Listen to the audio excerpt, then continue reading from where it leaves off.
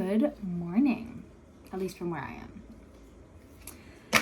am. I woke up today and I have this little app called the Moon Calendar. And I don't check it all the time, but today I checked it and it reminded me that of just like what phase the moon was in, and it was like you should do the waxing oracle moon strip, the waxing moon oracle spread. And I did it last month at this time, and I'm gonna go find that video and I'm gonna link it below, more so for me, just so I can kind of like keep track of, these cycles essentially. I was talking about this yesterday. So 0610. I switched the way I date things. Hopefully that's not confusing, but the 6th of October, 2024. And so I was talking a lot about like the different cycles, and this is really good research, like just for myself, of knowing kind of like what was happening and at different phases, kind of like where my energy's at and what's going on. So essentially I did this spread this morning, and I was like, I'm just gonna let this be my inspiration for the timeline video today of what I wanted to talk about. And so I pulled out, I was called to using, I have these oracle books, or this oracle deck, and it's called Angels of Atlantis. This was, I think, my second ever oracle deck, and it's interesting, like I remember getting it and not really understanding why I was called to it. I didn't really know, I mean I still don't, I don't know a lot about the angels, and especially on the Angels of Atlantis. It's not, I don't have a super strong vocabulary when it comes to this specific topic. But yeah, I was drawn to it years ago, and I haven't used it a ton, but today I was called to use it, and it's beautiful. The messages are like really nice, and they're all about like healing and love, and just like providing this really nice guidance. And so I did this spread, and the thing that stood out the most to me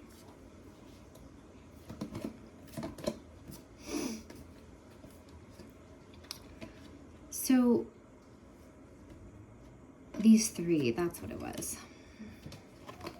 So I pulled grace, gratitude, and faith.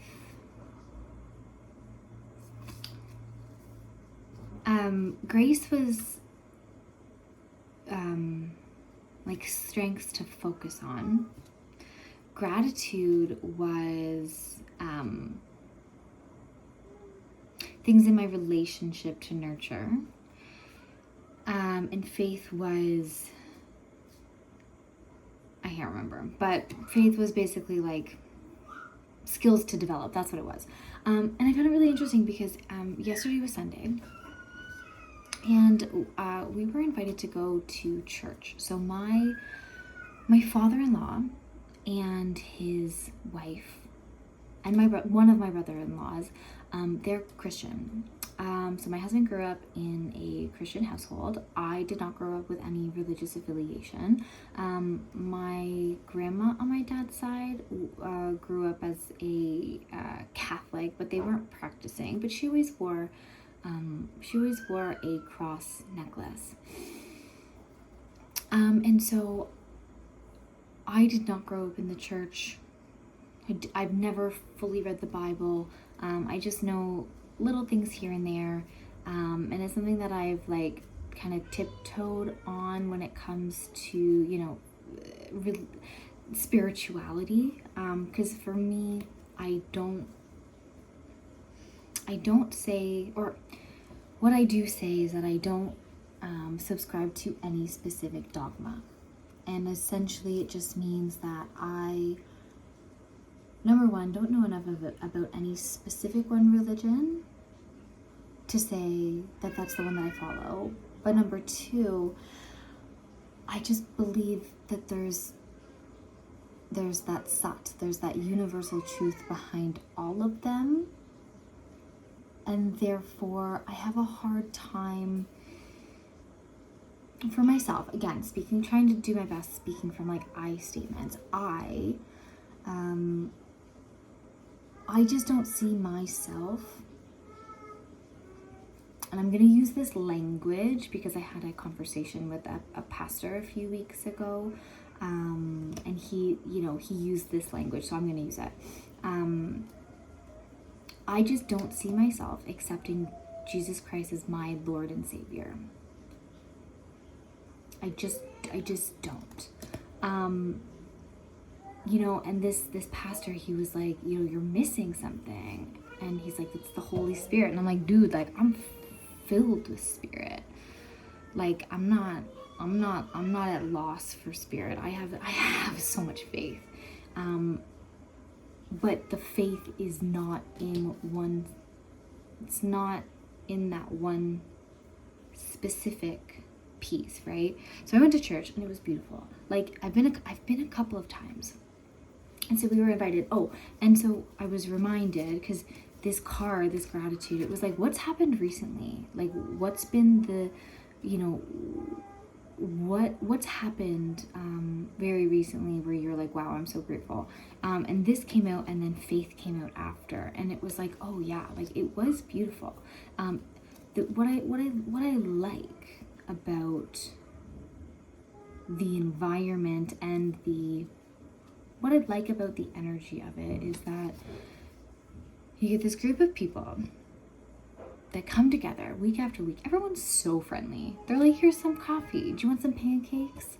Oh, there's a kids room, and we talk about love and light, and then it's like they broadcast it. They have this community, and they're like, oh, we're doing this food drive for homelessness, and this is how we're helping in our community.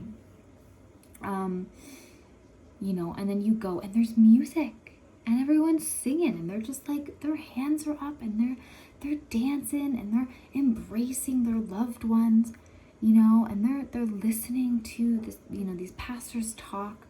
We had the privilege of, there was the youth,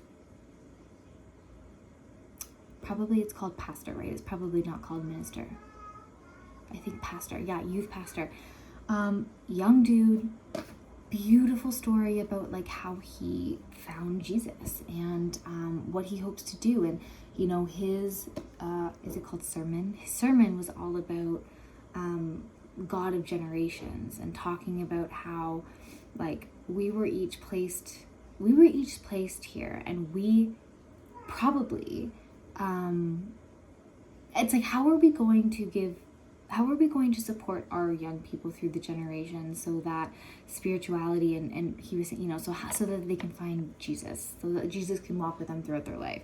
And he had some stats, like, people between 12 and 14 who have a spiritual mentor are like 70% more likely to have spirituality into adulthood. And it's like, dang, that's amazing, And it's like, say what you will, of course, we have a broad understanding, and probably I don't have a deep understanding, but it's like I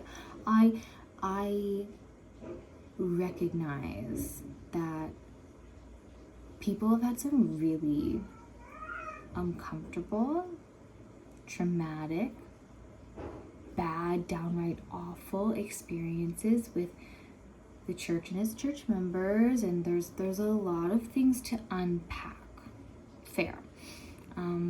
That's not specifically my world, so I don't feel comfortable like super diving into it.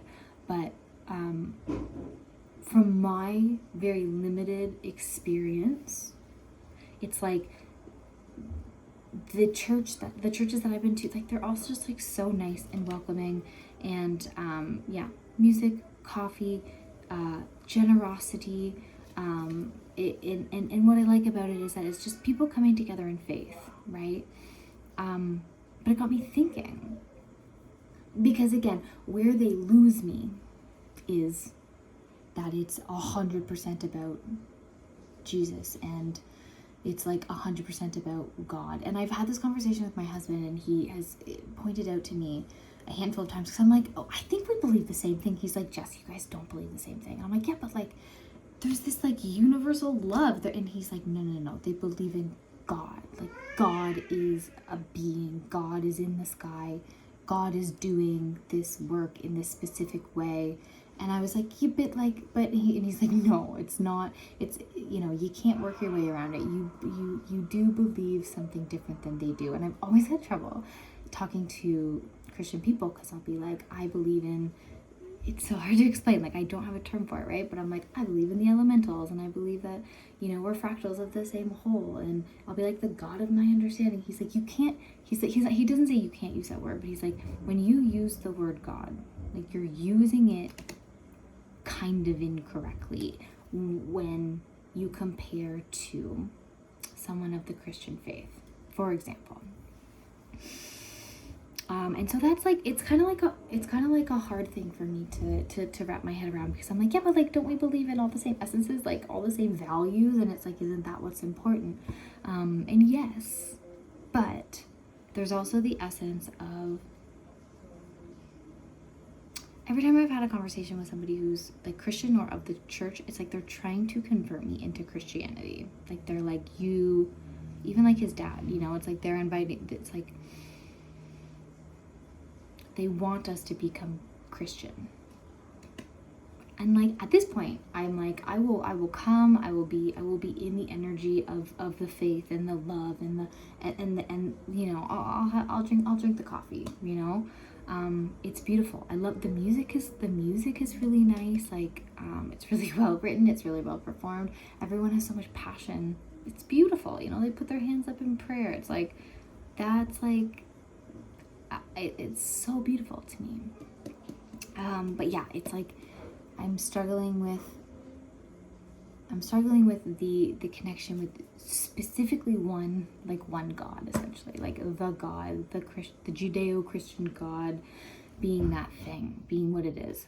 And so like when I was listening, I was like, are there churches that are like, and the word I'm going to use is like non-denominational. Like, are there churches that are like, we talk about nature and the elementals, and we just talk about like faith in the universe and the divine, and like, is there a church that could house the parts of spirituality and faith that I hold so near and dear? And are there other people that want to talk about it and like have these conversations? And so I asked ChatGPT, and I was like, yo, like, can you tell me more about like non-denominational churches? And it gave me like a list of like a bunch of them and like what the belief systems are. And there was one called, so the word that keeps coming to my mind is unity, like unity consciousness. And the one that ChatGPT recommended, it was like which was like Unitarian Universalism or something. Oh, no. It and yeah, it basically was like I mentioned, like we talk about like social welfare and justice and like nature, and just like it was like we are all one, essentially. And I was like, oh, that seems like up my alley. And then it turns out there's one in my city. I had no idea that existed. So they have a service every Sunday, and they have like a rotation of people like having these sermons, and like there's like youth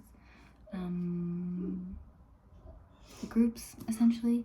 And yeah, I was like, oh, that's so cool. So I really want to go to it, because I want to experience what it's like to come together in community with people that, and I want to say have a more broader scope to their faith and spirituality, like more of an openness to learning about all the other religions and what's the like, where did they come from, what are the underpinnings, and how that shows up in our daily life if we're not specifically praying. Like, I believe in prayer, but it's like I don't pray, I pray to God, but like my God is not the God, it's like the God of my understanding, but like it's not that God. It's really complicated. It's a lot to process.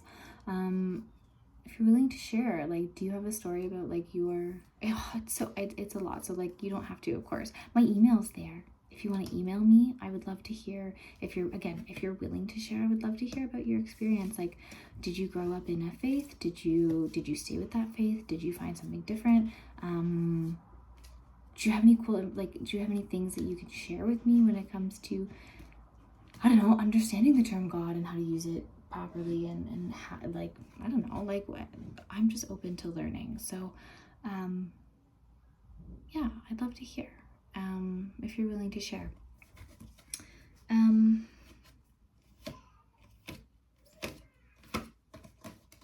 going to share this last one. Ooh, okay, confirmation. Courage. This was the, where to put your intentions, and it was to have courage. And I'm just getting right now, like, courage to trust the cycles, courage that what you're doing, like, you're on the right path and that you're supported. And one of my practices has been, like, I've been kind of playing around with, like, bubbling myself in, like, the bright white, like, what I call, like, the bright white light of God, like, bubbling myself. When we were driving to Toronto, every time I kind of thought about it, I just, like, I envisioned, or I just, I bubbled our car and, like, ourselves in this, like, this white light, essentially. And I, like, take a moment just to kind of spiritually protect, in the way that I believe I can. And this card talks about, using the ruby red light. And I was like, ooh, I haven't tried that. But yeah, using this red light to kind of, like, bubble and to make sure that you have that courage to go in the world and do what you need to do and follow your path. So yeah, I'm gonna test out this ruby red light. And when it feels like I'm feeling a little smaller, if I need a little bit of, oomph, or a little bit of something just to have courage in my world. And so I'll think of all of you as well. I'm sending you some courage, and, I'll bubble in that ruby red light for all of us. And I think we all could use a little spiritual bubbling in these times. So yeah, if you think about it, maybe that's a practice that you want to give a go, and tell me about it. If you give it a try, what did it feel like? And we'll chat about it. Okay. Happy Monday. We'll see you tomorrow.